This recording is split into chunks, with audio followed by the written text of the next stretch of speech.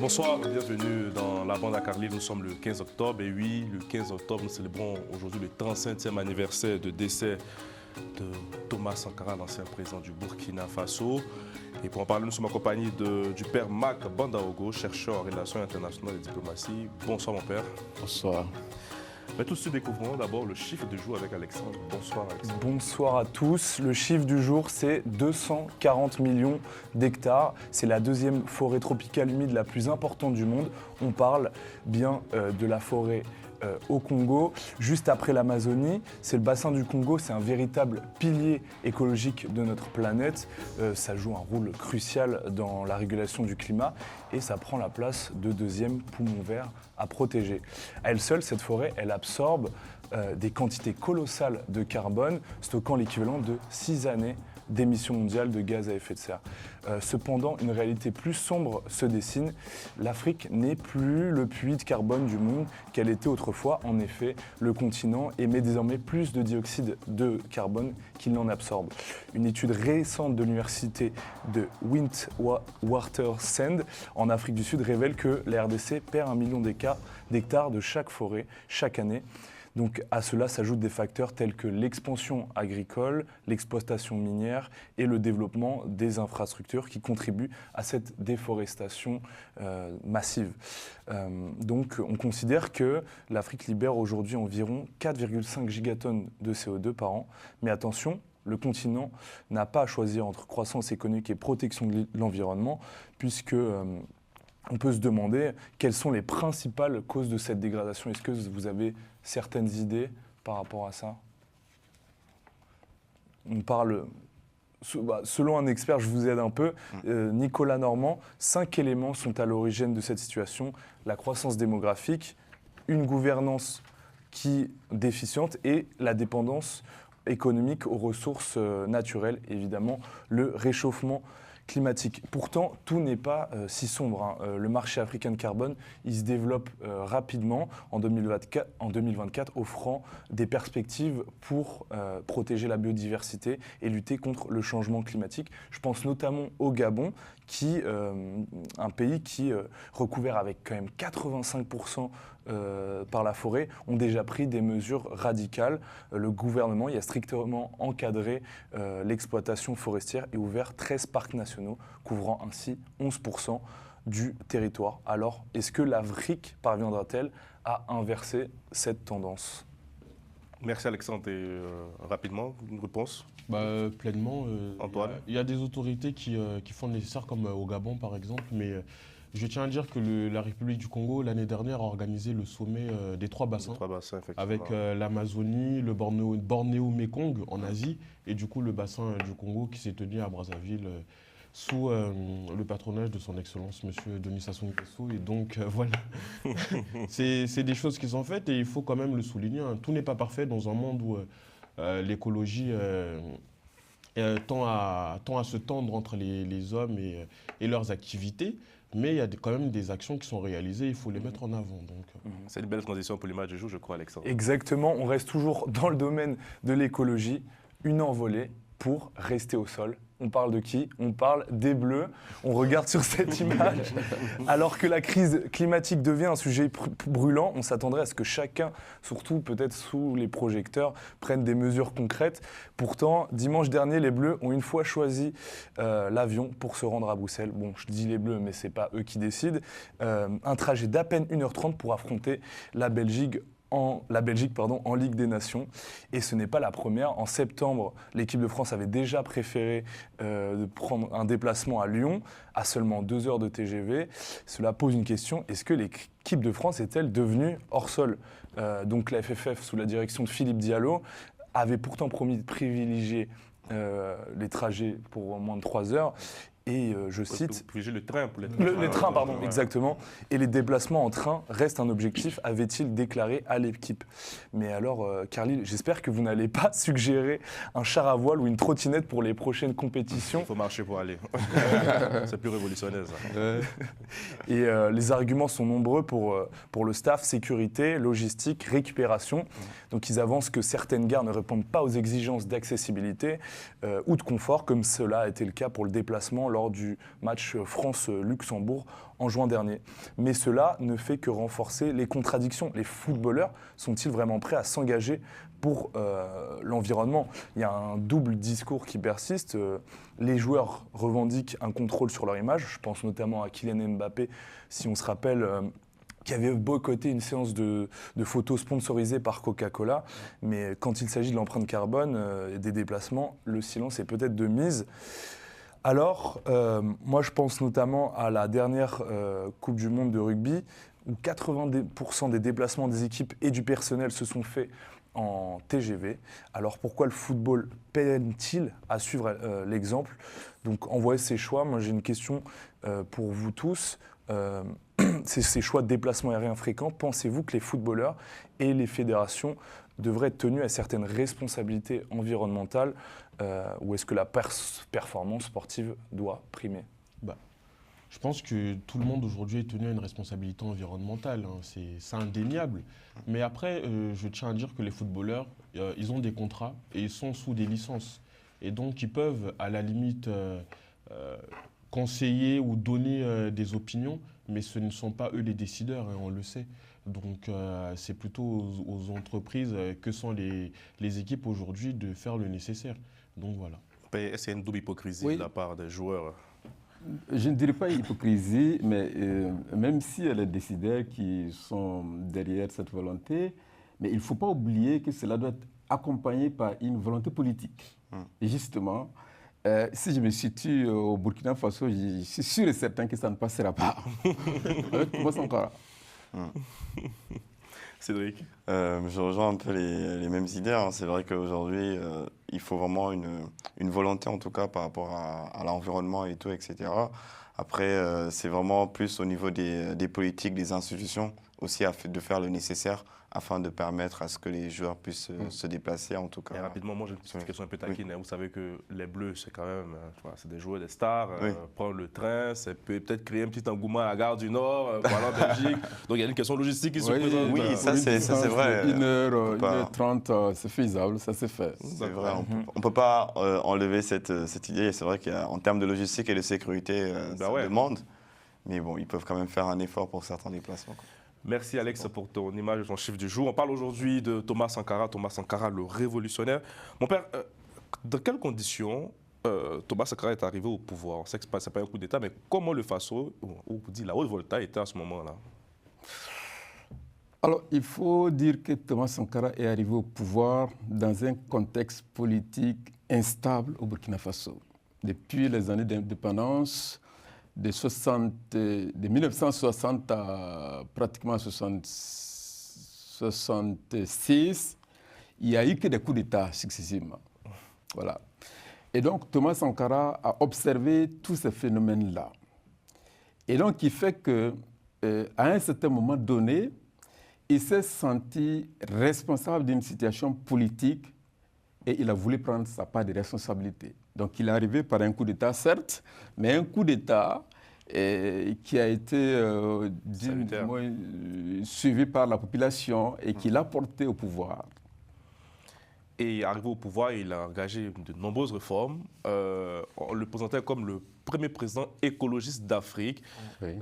Partagez cette description-là. Oui, tout à fait.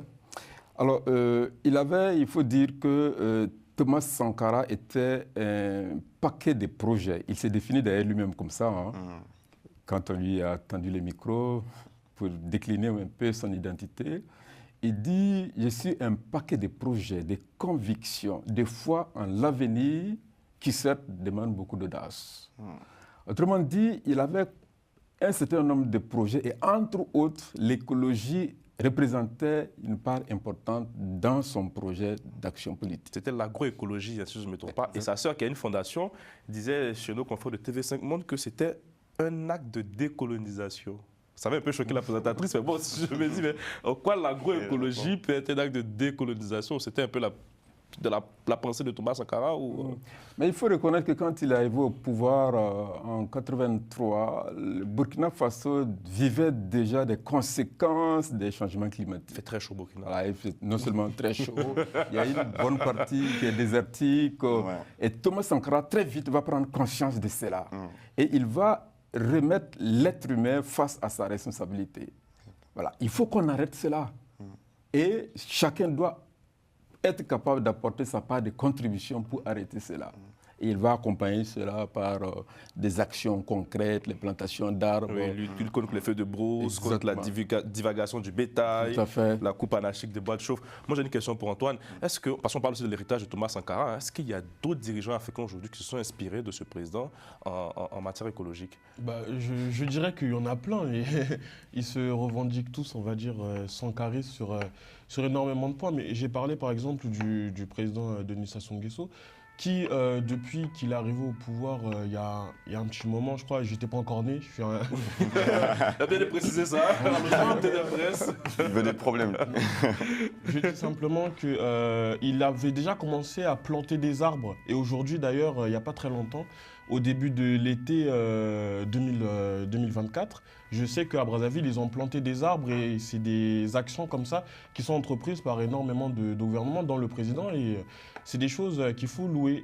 J'ai parlé du forum du bassin du Congo et c'est des choses extrêmement louables et il faut continuer à perpétrer ce genre d'action. Et je ne sais pas s'il s'inscrit dans cette image de Thomas Sankara, mais lui-même, je pense qu'il a eu cette vision-là et il la poursuit simplement. Parce que l'écologie, c'est quelque chose d'important et il y a énormément de dirigeants, pas que Thomas Sankara, mais qui ont revendiqué il y a très longtemps cette problématique-là, on va dire. On parle par exemple de Chirac également. C'est lui qui avait dit que notre forêt brûle, je crois, si je me trompe pas. Notre maison brûle. Ouais. Voilà, en parlant de l'Amazonie. Et donc, on ne va pas dire que tous ces présidents-là, que ce soit Denis Sassou Nguesso ou Chirac, qui sont sankaristes. Donc, non. C'est simplement des personnes qui prennent conscience que l'environnement est quelque chose de très important. Et donc, il y a une vraie prise de conscience de la part des dirigeants africains aujourd'hui sur la question écologique. On est tous d'accord autour de cette table. Après, ce que Thomas Sankara a pu incarner, c'était aussi un chanteur du nationalisme économique. Hein. On va écouter un petit extrait de son discours et on revient. Notre pays produit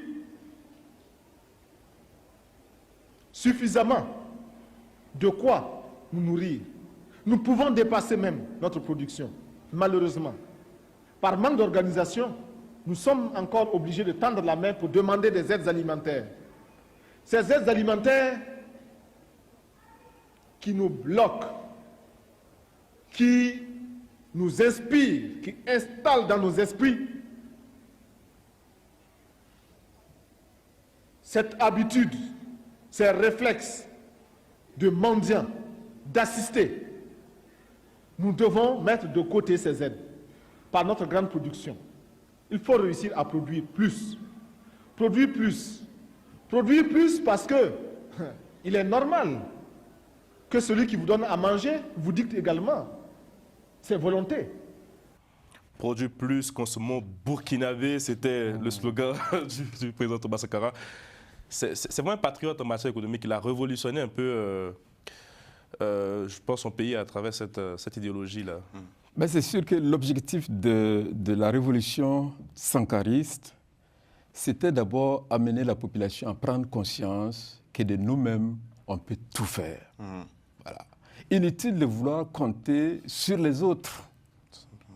On a les potentialités en main. Et il faut prendre conscience et se libérer justement de la domination. L'objectif d'ailleurs aussi de la révolution, c'était ça, c'est libérer de la domination occidentale et des puissances et se prendre en charge soi-même sur le plan alimentaire et tout le reste. Et il s'est battu pour cela. Il était aussi un fervent défenseur des droits des femmes. Hein. Je veux qu'on écoute aussi un discours assez poignant devant cette femme-là. Concevoir un projet de développement sans la participation de la femme, c'est ne se servir que des 4 doigts de la main, alors que l'on en a 10.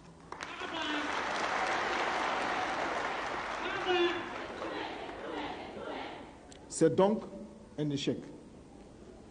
Les femmes assurent et assument la fierté de chaque homme. Il n'y a point d'homme fier tant qu'il n'y a point de femme à côté de lui.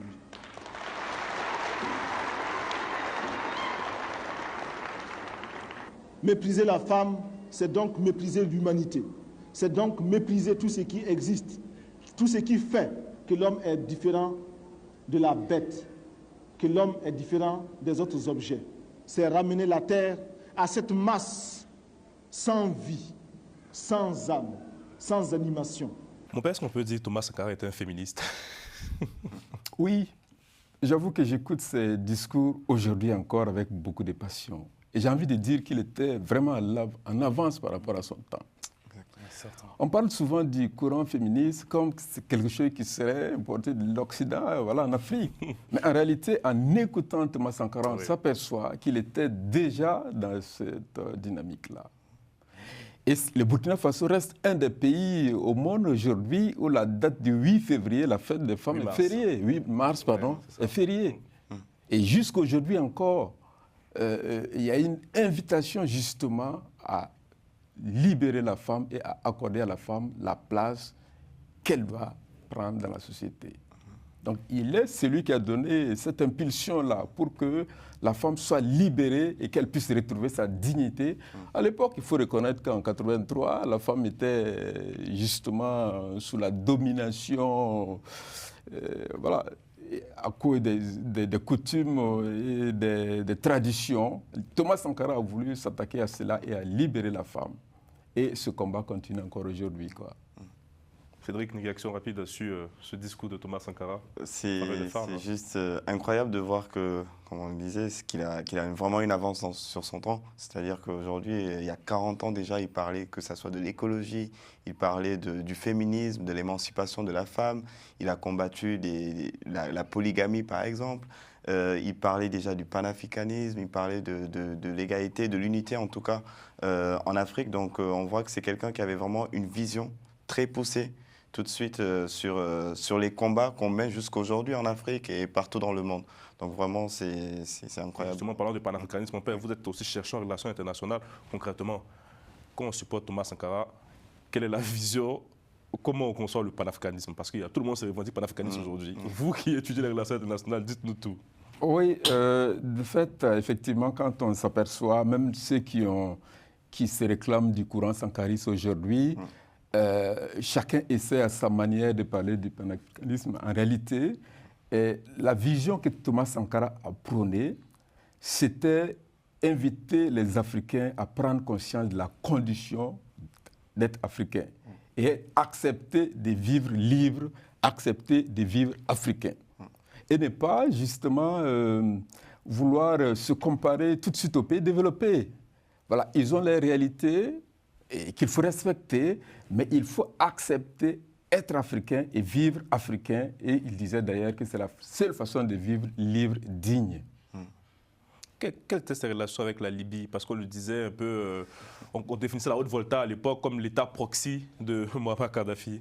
Mais non, c'est sûr qu'il avait totalement. Non, c'est sûr qu'il avait une relation très étroite avec Kadhafi, mais il ne se cachait pas de cette relation. Il l'exposait sur la place publique. Et il était fier justement de maintenir et d'entretenir cette relation avec la Libye. Très bien, on termine malheureusement sur sa fin tragique, parce que le 15 octobre 1987, comme je le disais en début d'émission, il est assassiné par un commando envoyé par son bras droit et ami Blaise Compaoré, qui s'empare ainsi du pouvoir et met fin à son expérience, à une expérience unique, la révolution sankariste. Mon père, concrètement, comment vous avez vécu la mort de Thomas Sankara et en un mot, quel héritage aujourd'hui il laisse au Burkina et à l'Afrique entière? Comment j'ai vécu? Disons que je me rappelle encore quand la mort de Thomas Sankara a été annoncée. Voilà. Donc j'ai eu l'occasion de le rencontrer une fois. Il était venu à Bobo-Dioulasso, j'étais encore à l'école primaire. Et je me rappelle, à l'hippodrome, on avait défilé pour l'accueillir. Voilà, la patrie ou la mort. Et je garde vraiment une image très forte justement de la personnalité de Thomas Sankara. Et sa mort a été ressentie comme un deuil national au Burkina Faso. Et c'est là qu'on a tout de suite compris. D'ailleurs, Thomas Sankara, ça a été difficile de le comprendre pendant les 4 ans où il a été à la tête du pouvoir. C'est après sa mort, justement, que les gens ont commencé à comprendre l'idéologie sankariste et ce qu'il essayait d'inculquer comme manière d'être et de faire dans la mentalité des Burkinabés. Et donc, sa mort a été vécue comme un événement dramatique, triste pour toute la population, mais pour l'Afrique aussi en général.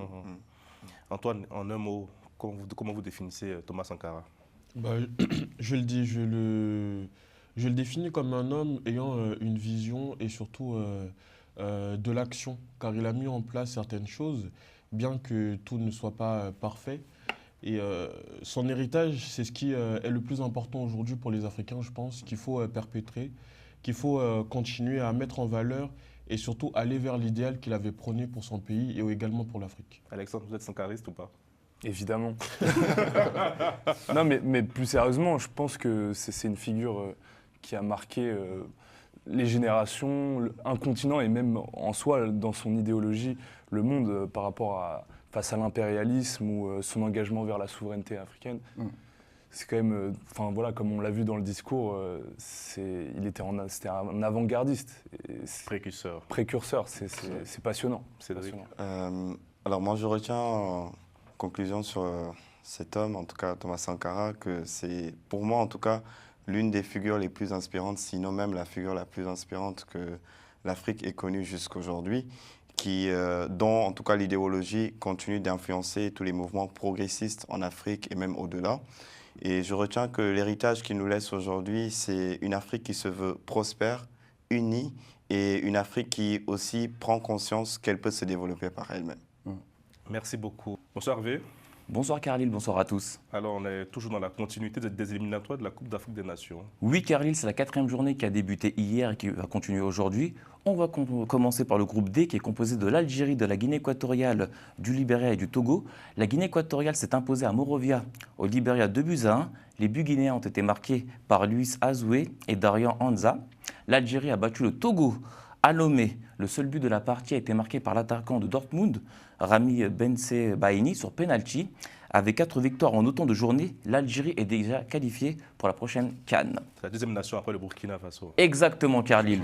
On continue avec le groupe I. Le Mozambique a battu largement l'Eswatini, 3-0. Les buts ont été marqués par Dominguez, Stanley Ratifo et Génie. Et dans le groupe J, le groupe du Cameroun, le Cameroun s'est imposé au Kenya 1-0. Le but a été marqué par Boris Eno. Et toujours dans le même groupe, le Zimbabwe a battu la Namibie 3-1. Et ce soir, il y a des matchs ou pas? Oui, il y a des matchs. La Côte d'Ivoire, je sais que vous voulez que j'en parle, la Côte d'Ivoire va jouer ce soir. Sierra Leone, au Libéria pour le match. Oui, c'est au Libéria, c'est bien. C'est ça. Oui, il y aura d'autres matchs. Son ticket pour aller défendre son titre. Comme j'ai dit hier, la Côte d'Ivoire ira normalement au Maroc pour défendre son trophée. Ne vous en faites pas, Carlyle. Mais il n'y a pas de match du Congo là y a pas de... Le Congo, si. Le match retour avec l'Afrique du Sud, si je ne me trompe pas. Exactement. On va encore se prendre une raclée. Non. Opération sur la qualification du Burkina Faso. Le Burkina qui était dans la poule du Sénégal. Hein, en plus. Tout à fait. Qui a fait un match nul à l'aller avec le Sénégal. Un but dans les derniers instants. Tout à fait. Exactement. Et puis, bientôt le match retour avec le Sénégal. Et je suis sûr que le Burkina va l'emporter. Alors là... Mais il faut rappeler que le Burkina a déjà été en finale de Coupe d'Afrique. Oui, tout à fait. En 2013, si je ne dis pas de bêtises. Non, 2098. Non, 2013 aussi. 2013, organisation 98. Face au Nigeria. Exactement. Face au Nigeria, première finale, oui. Et puis même, elle avait failli se qualifier pour la Coupe du Monde il y a quelques années. Face à l'Algérie, il y avait un match aller... match aller, je crois, en Algérie. Match aller au Burkina Faso, match aller retour en Algérie, puis ça ne s'est pas très bien passé. Mais... Ça ne s'est pas bien passé. Mais non, mais le Burkina, il fallait aller en Coupe du Monde. La Coupe du Monde. Mais c'est un pays qui progresse au niveau football. Hein. Qui joue bien quand même. Première nation qualifiée dans une poule qui était face au Sénégal. Qu'est-ce que ça va marcher, Cédric? Il n'y avait pas trop de chefs ce jour-là. Il n'était pas trop lucide, etc. Mais après, c'est une très belle équipe, en tout cas, aussi, qui, depuis plusieurs années, malgré tout, le Burkina va quand même loin. Quand même, 2013 finale de la...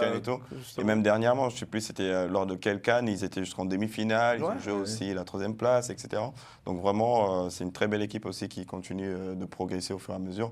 Bon, nous, on joue contre le Malawi aujourd'hui. Ça devrait le faire. On va finir ce qu'on a commencé. Ce qui est intéressant, c'est que maintenant, on se rend compte qu'en Afrique, il n'y a plus de petites équipes. Tous les matchs sont disputés et qu'il peut y avoir des surprises, comme on a parlé hier pour notamment... Battu en 2012. Non, mais comment on peut parler pour la Côte d'Ivoire. Oui, pas la Zambie. Zambie, en 2003. Ah oui, c'est le football, ça veut dire que tout est possible. Donc c'est ça qui est bien dans ce sport. Bah, en tout cas, en espérant que le Madagascar arrive un jour en finale. Mais se qualifier. Non, mais ils vont y arriver. Non, mais c'est une progression. Le sport, c'est une progression, Ah, bah, Alex l'a mis la chemise blanche, peut-être c'est pour aller entraîner Madagascar. Il s'inspire des Verena, mais bon. En tout cas, pensée aussi affectueuse au Congo, au diable rouge du Congo. Voilà, merci à vous, chers téléspectateurs. Merci à Romain Clicquot de Menc à la réalisation. Merci, mon père, d'être passé. J'espère que vous avez passé un bon moment dans notre compagnie. Tout à fait. Merci pour l'invitation, en espérant que je serai invité encore. Ah bah la bande, vous êtes bienvenue dans la bande. Il nous faut un peu de spiritualité dans cet endroit. Merci à vous et passez une bonne soirée. Merci.